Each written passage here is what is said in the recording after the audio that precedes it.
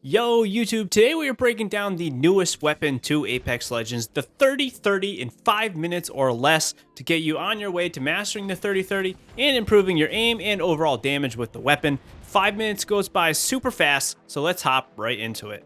Let's start off with breaking down the stats and a few of the unique quirks with the gun. The 30-30 of course is a charge weapon, but can also be shot without a charge, similar to the triple take. The gun does deal more damage when fully charged, however, the damage while spam firing the weapon is also quite good for how fast you can shoot this weapon. Damage breakdown when spam firing and not allowing a charge is 74 to the head, 42 to the body, and 32 to the leg. If you are allowing the weapon to do a full charge before shooting, the damage is as follows: 100 to the head, 57 to the body, and 43 to the leg. If you allow for a partial charge, the damage will scale appropriately and deal anywhere between the full charge and a no charge shot. And the first question for us to answer is it better to shoot this weapon charged or not charged? And honestly, for me, the weapon is not really worth spending the time to charge up and shoot it each time. My advice for this is to start off by charging on the initial shot in an engagement and then just let it rip after that initial charge shot. The final thing to note about the 30-30 is that surprisingly, it can excel at hip firing and has very good accuracy when hip firing at closer ranges.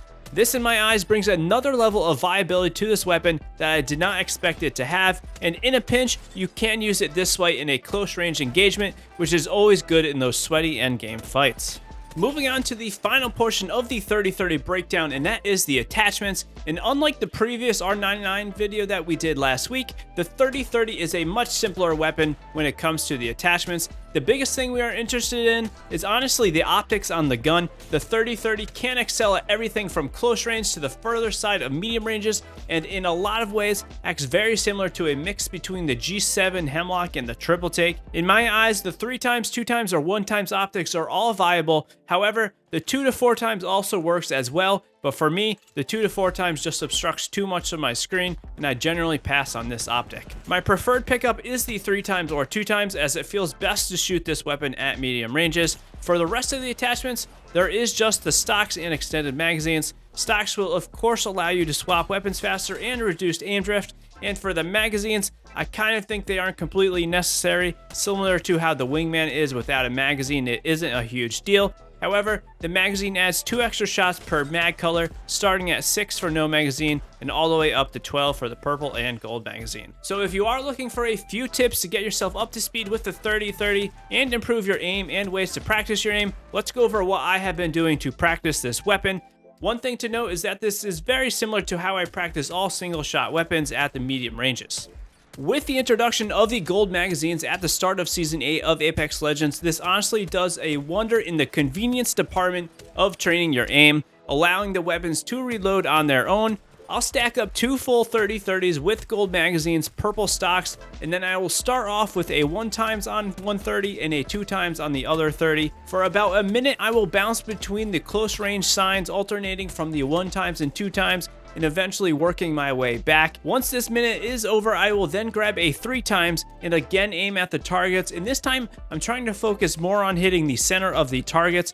After about another 60 seconds, I then will just spam shoot between the dummies in the firing range for about another 60 seconds. And after this, I will call it quits and then load up into the game. As I always say, you need to spend the most practice in-game, and I just do this as a general warm-up and to get my shots down and the feeling down when starting a longer play session. If you are playing for a shorter session, I skip this and just jump straight into playing some games. One final big note that I'm not seeing a lot of people talk about is the fact that the 30-30 does have a huge drawback, and that is the fact that the weapon has very slow bullet velocity, meaning you are going to have to lead your shots on moving enemies a significant amount, so keep this in mind when you are shooting it. You're going to have to lead it more than even you would think.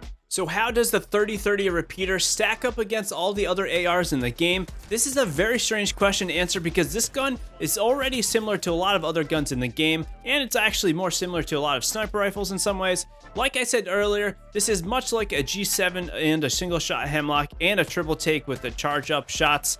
For me though, this 30-30 just adds a whole new type of feel of play, and I have been really enjoying it. It feels so clean hitting that headshot and following up with a double tap to the body and downing someone. That being said, unless you are absolutely cracked at aiming and hitting headshots with this gun, in my opinion, it still is going to be outclassed with the likes of the R301 and the Hemlock, and it is definitely nothing to sleep on. It's going to be a lot of fun, and I can't wait to see what comes out of it. So that's about it, everyone, and honestly, again, I can't wait to see more of this weapon, and I can't wait to use it more, and I also can't wait to see the crazy clips that are going to come out with this weapon. Drop a like if this video was helpful, and let me know in the comments down below if you would like to see how I practice with some of the other types of weapons in the game.